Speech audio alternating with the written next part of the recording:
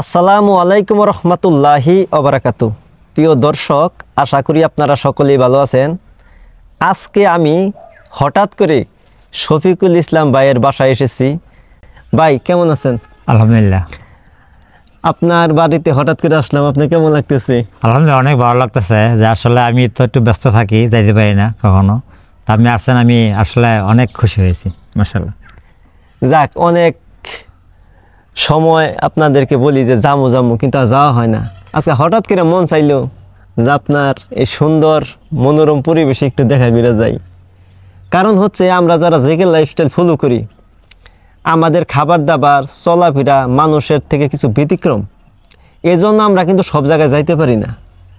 আপনার কাছে আসছি, এই সুন্দর পরিবেশটা দেখলাম, আমার অনেক ভালো লাগলো। তবে আপনার এই সুন্দর পরিবেশ দেখে আমার কিন্তু মনটা ভরে গেল যে চতুর্দিক দিয়া সুন্দর সুন্দর গাছ, ফুলের বাগান, একটা সুইমিং পুল, পুকুর। আসলে বসবাস করার জন্য এইরকম পরিবেশ কিন্তু দরকার। আমরা যারা শহরে বসবাস করি, আমরা কিন্তু বন্দিখানার ভিতরে জীবনযাপন করি, এটা কিন্তু স্বাস্থ্যকর না। আমরা কিন্তু স্বাস্থ্যকর পরিবেশের জন্য এরকম প্রাকৃতিক পরিবেশ সাজেস্ট করি। এখন এই পরিবেশ আপনি কিভাবে করলেন, আর আপনার মন কিভাবে চাইলো যে এরকম সুন্দর একটি পরিবেশ করি, এই বিষয়ে যদি দর্শকদের কিছু বলতেন। ধন্যবাদ রহুল ভাইকে। যে আসলে আমি অত্যন্ত আনন্দিত যে মানে কোনো ধরনের কথাবার্তা ছাড়াই উনি ফোন করলেন যে আসতেছি। আলহামদুলিল্লাহ, অনেক খুশি হয়েছে যে উনি ফ্যামিলি নিয়ে, দুটো বাচ্চা নিয়ে এখানে আসছে। আমি অনেক তার প্রতি খুশি হয়েছি, আলহামদুলিল্লাহ।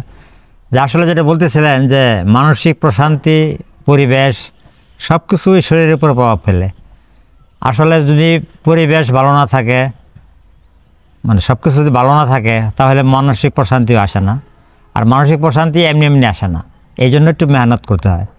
আমরা তো আসলে দিন শেষে নিজের শরীর স্বাস্থ্যের জন্যই তো অনেক কিছু করি। এই জন্য পরিবেশটাকে ভালো রাখার চেষ্টা করি। যে আপনি দেখতে পারতেছেন যে ফুল বাগান বা আশেপাশে যে এই পরিবেশটা, এটা আসলে আমার মেয়ে জামা তারা পছন্দ করে, নাতিনরা পছন্দ করে। হ্যাঁ, তো আমিও ছোটোবেলা থেকে এই ফুল, আমার মাও ফুল পছন্দ করতেন। আমার সহধর্মিনী, সেও এগুলি পছন্দ করে, সে অনেক সময় দেয়। তো ওইভাবে হয়তো করতে পারি না, কাজের লোক পাওয়া যায় না। তারপরেও চেষ্টা করি সর্বোচ্চভাবে যাতে আমরা এই পরিবেশটা ভালো রাখতে পারি। ইদানিং বসে ফুল হয় নাই, আরও ফুল হবে ইনশাল্লাহ, আশা করতেছি ডিসেম্বরের মধ্যে। তো আমি আসলে আপনার প্রতি অনেক খুশি যে আসছেন। আর আমি মনে করি আমার যারা দেখেন, আমাকে ভালোবাসেন, যে আসলে ইচ্ছা করলে হয়তো অনেকের জায়গা নাই এটা বলতে পারে বা করতে পারে। যা যে অল্প জায়গা আছে, সেই জায়গা থেকেই যদি পরিবেশটাকে ভালো করতে চেষ্টা করে, ইচ্ছা করলে পারে। এটা আসলে খুব যে কঠিন তা কিন্তু নয়।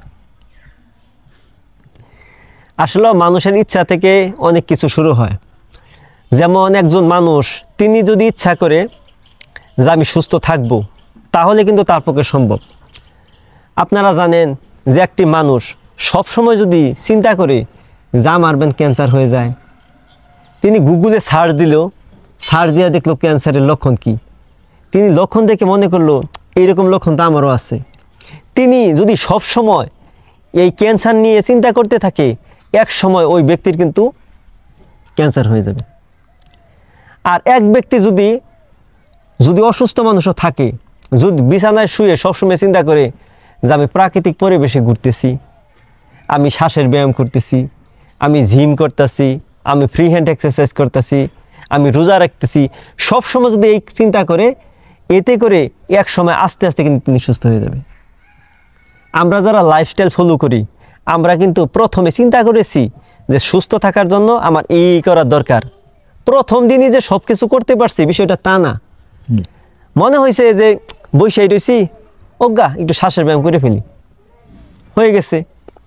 মনে হয়েছে যে আজকে তো রাত 4টা বাজে, সজাগ পাইছি, অজ্ঞা রোজা রেখে ফেলি, যেহেতু আল্লাহ পাক সজাগ করছে, রোজা রাখলাম।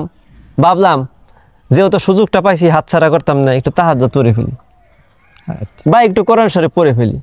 এই ছোট ছোট পরিবর্তনের মাধ্যমে এক সময় অনেক বড় পরিবর্তন হয়ে যায়। এই যে আপনারা যারা ডাক্তার রুহুল আমিন হিসাবে চিনেন, আমি কিন্তু এক সময় 2জন মানুষের সামনে কথা বলবো এই সামর্থ্য আমার ছিল না। এখন আলহামদুলিল্লাহ 5000 লোকও যদি হয় কোনো ব্যাপার না, কারণ আপনাকে আপনার মতো করে তৈরি করতে হবে। আপনার অনেক বন্ধু বান্ধব এই ভিডিওগুলো দেখতেছে, তাদের উদ্দেশ্যে যদি কিছু বলতেন।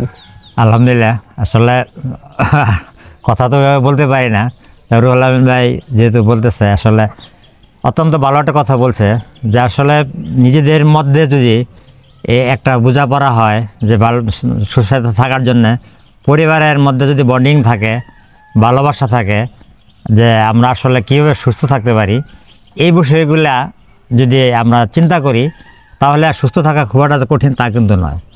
আমাদের পারিপার্শ্বের ভিতরে যেগুলি আছে, যে সবচেয়ে প্রথম বিষয়টা হলো যে ন্যাচারাল পরিবেশ এবং ন্যাচারাল খাবার বিষয়গুলি আমরা এদিক থেকে একটু দূরে চলে আসছি। এটা আসলে আমাদের না, এটা আসলে দুর্ভাগ্যজনকভাবে সত্যি যে আমাদের এনভায়রনমেন্ট, বিশ্ববাজার, মার্কেট সব কিছুতেই একটা অন্য ধরনের প্রচলন শুরু হয়ে গেছে, যেখানে প্রকৃতি থেকে আমরা অনেক দূরে চলে আসছি। প্রাকৃতিক খাবারগুলো আমরা ভুলে যাইতেছি। মানুষের সাথে ভালো ব্যবহার, ভাই বোন, আত্মীয় স্বজন, বন্ধুবান্ধবের সাথে যে একটা বন্ডিং ছিল আমরা ছোটোবেলা দেখেছি, বাবা মা, খালা, মামা, মামি, খালাতো ভাই বোন, ওই সময় যে একটা বন্ডিং ছিল, এখন কেন জানি এই আধুনিকতার কারণে, মানুষের ব্যস্ততার কারণে এখান থেকে আমরা অনেকেই দূরে চলে আসছি। এবং আমাদের অনেক যেগুলো ডিজেনারেটিভ ডিজিজ আর কি, এই ডিজিজগুলি আমি মনে করি আমার ক্ষুদ্র জ্ঞান থেকে, এই যে মানুষের সাথে সম্পর্কহীনতা, ভালোবাসাহীনতা, এই কারণে এই রোগগুলি আমাদের ভিতরে ঝুঁকে পড়ছে। ডায়াবেটিস, হাই ব্লাড প্রেশার থেকে শুরু করে অনেকগুলি লাইফস্টাইল ডিজিজ, এগুলি কিন্তু আমাদের জীবনাচরণের কারণেই এগুলি হইতেছে।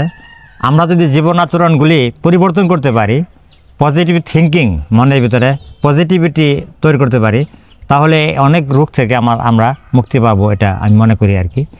আমি ব্যক্তিগতভাবে কিছু পড়াশোনা করতাম, অনেক ডাক্তারদের জার্নাল থেকে যেটা জেনেছি আর কি, যে আসলে আমাদের ভিতরে যে টক্সিসিটি, মানসিক টক্সিসিটি আর কি, মেন্টাল অ্যাংজাইটি, এগুলি অনেক রোগের কারণ। এটা ব্যক্তিগত আমি এগুলি অনেক সাফার করছি। এখন মার্শাল্লাহ কিছু মেনে আমি ওষুধ ছাড়াই নিজেকে ভালো ফিল করি এবং চেষ্টা করি অনেকটা বলার জন্যে, যেটা আসলে একদিনে হবে না। এই পরিবেশ থেকে বের হইতে হলে সময় লাগবে। আমাদের শ্রদ্ধেয় ডক্টর জাহাঙ্গীর কবির স্যার এটা নিয়ে কাজ করতেছেন দীর্ঘদিন যাবৎ, সারা বিশ্বে ওনার সুনাম ছড়িয়ে পড়ছে, অনেক মানুষ উপকৃত হইতেছে। তার অনুসারী হিসাবে আমাদের ছোটো ভাই মুক্তা স্যার, ডক্টর রুহুল আমিন ভাই অনেক কাজ করতেছেন, দেশে অন্যান্য জায়গাতে অনেকে কাজ করতেছেন। আপনারা জেনে খুশি হবেন যে মুক্তা স্যার একটা নন্দীবাড়ি স্টেডিয়ামে প্রতিদিন একটা ব্যায়ামের লাইফস্টাইল বিষয়ে কথাবার্তা বলা একটা কর্মযজ্ঞ শুরু হয়েছে। এটা 2 বছর পূর্তি হলে কিছুদিন আগে আমি ছিলাম ওইখানে, যে মার্শাল্লাহ অনেক সুন্দর একটা পরিবেশ সৃষ্টি হয়েছে। সমাজে আপামর মানুষ, ডাক্তার, ইঞ্জিনিয়ার, বিভিন্ন পেশার ব্যবসায়ী, তারা শত ব্যস্ততার মধ্যেও ভোর 6টার মধ্যে এখানে উপস্থিত হয় এবং তারা ব্যায়াম করে, শরীরচর্চা করে, বিভিন্ন বিষয়ে, স্বাস্থ্য বিষয়ে তারা জ্ঞান অর্জন করে। তা আমার মনে হয় যে এখন যে বৈশ্বিক যে অবস্থা দেশের, যে এত অসুখ বিসুখ, ঔষধ, পরীক্ষা নিরীক্ষা, যে অর্থের অপচয়, এগুলি থেকে আসলে আমাদের বের হইতে হবে। এবং বের হওয়া চারটিখানি কথা না, একটু সময় হয়তো লাগবে, কিন্তু চেষ্টা করলে হবে না এমন নয়। আর আমরা প্রাকৃতিক খাবার কীভাবে খেতে পারি, এই বিষয়গুলি আসলে জানতে হবে। আমরা দেশি মুরগির ডিম, এই যে আমি যেটা আবাদ করে সাধারণত, যে আমার এখানে শশা গাছ আছে, হয়তো ভিডিও দিকে নাই, দেখলে দেখানো যেত যে হ্যাঁ একটা ছোট্ট গাছে 5-6টা শশা হচ্ছে, এটা হাইব্রিড না, দেশীয় ফল আমরা যখন ছোটোবেলা খাইতাম, জাম্বুরা থেকে আরম্ভ করে, এগুলির স্বাদও ছিল ভিন্ন। এখন হাইব্রিড প্রজন্ম হওয়ার কারণে এখন ওইগুলি থেকে অনেক দূরে, এবং এই জন্য অনেক রোগও আমাদের শরীরে বাসা বাঁধছে।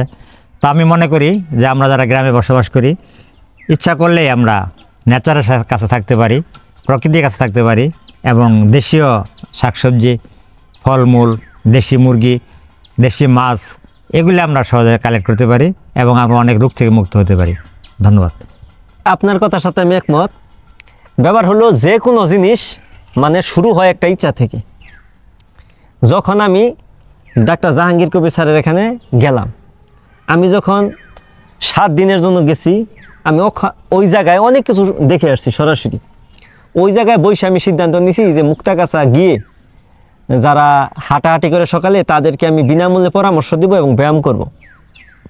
যখন মুক্তাগাছা থেকে আমি ঢাকা থেকে মুক্তাগাছা আসলাম, এসে 3 জন লোক দিয়ে কার্যক্রম শুরু করলাম। প্রথমে আমরা হাসির পাত্র ছিলাম, মানে মানুষ খুব হাসাহাসি করতো আমাদের ব্যায়াম দেখে। কেন আমি আপনাদের সামনে আজকে কথা বলতেছি, ওই সময় কিন্তু আমি মানুষের সামনে এত কথা বলতে পারিনি।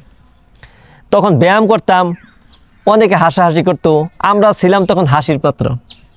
অনেকে আমাকে বলতো, ভাই আপনি যে ভিডিও বানান এগুলো দেখে তো মানুষ হাসাহাসি করে। তখন আমি মানুষকে বলতাম, ভাই হাসাহাসি করলে তো মন ভালো থাকে, আমি তো এইটাই চাই মানুষ হাসাহাসি করুক। দেখেন প্রিয় দর্শক, 2 বছরের ভিতরে এমন একটি সাড়া পেয়েছি যে প্রতিদিন আজকেও পুরুষ হয়েছে 72 জন, না 74 জন, পুরুষ হয়েছে 74 জন আর মহিলা হয়েছে 62 জন। তাহলে আজকেও 136 জন, গতকালকে হয়েছে 142 জন। তাহলে প্রতিদিন যে প্রায় 150 লোক হচ্ছে, তাহলে আমি যদি শুরু না করতাম তাহলে কি 150 লোক হইতো? তবে আমি বিশ্বাস করি আগামী 1 বছরের ভিতরেই সেখানে 500 লোক হবে। আর আপনারা যারা আমাদের ভিডিওগুলো দেখেন, কমেন্ট করেন, শেয়ার করেন, আপনারাও একটি সওয়াব পাবেন। কারণ ভালো কাজ এটা সমর্থন করাও একটি সওয়াব। কারণ আমি ভিডিও বানাচ্ছি, মানুষকে পরামর্শ দিচ্ছি, উদ্দেশ্য কি? সওয়াব। আপনারা একটি শেয়ার করে এই সমতুল্য সওয়াব আপনারা পাবেন। তবে শয়তান আপনাদেরকে বলবে, কি দরকার আছে তোমার শেয়ার করার? কারণ শুনেন, আমাদের বিশ্বনবী সাল্লাল্লাহু আলাইহি সাল্লাম তিনি যদি দুনিয়াতে এসে কাউকে দাওয়াত না দিতেন তাহলেও তিনি জান্নাত পেতেন। তিনি কেন দাওয়াত দিয়েছেন? কেন শরীর থেকে রক্ত বের করেছেন? মাত্র একটি কারণেই, এটি হচ্ছে মানুষ যেন জান্নাতে যেতে পারে। আপনারা যারা আমাদের ভিডিও দেখতেছেন, আপনারা আমার কথার সাথে একমত হবেন।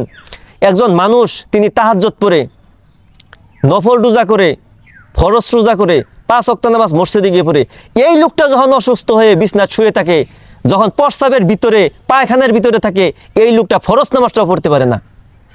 আমি দেখেছি মানুষ যখন সুস্থ থাকে তার বন্ধু বান্ধবের অভাব হয় না, ঠিক আছে? তাকে ছাড়া এলাকার বিয়া চলে না, তার পরামর্শ ছাড়া কেউ চলতে পারে না। কিন্তু এই লোকটা যখন বিছানা শুয়ে প্রস্রাব পায়খানার মধ্যে কষ্ট করে, তখন সমাজ ঠিকই চলে। ওই লোকটা যদি মানুষকে ডাকেও মানুষ সাড়া দেয় না। এজন্য এই বৃদ্ধ মানুষরা কিভাবে অসুখমুক্ত থাকবে, এই বৃদ্ধ মানুষরা কিভাবে সুস্থ থাকবে, এর জন্যই আমার কার্যক্রম। আপনারা আমাদের জন্য দোয়া করবেন, আমার এই সেবা যেন আল্লাহ কবুল করে। আল্লাহ যদি কবুল না করে, আমার এই সেবার কোনো দাম নাই। আল্লাহ যদি কবুল করে, তখনই এটা দামি হবে। আপনারা যে যেখানে আছেন সবাই ভালো থাকুন, সুস্থ থাকুন। আসসালামু আলাইকুম ওয়া রাহমাতুল্লাহি ওয়া বারাকাতুহু।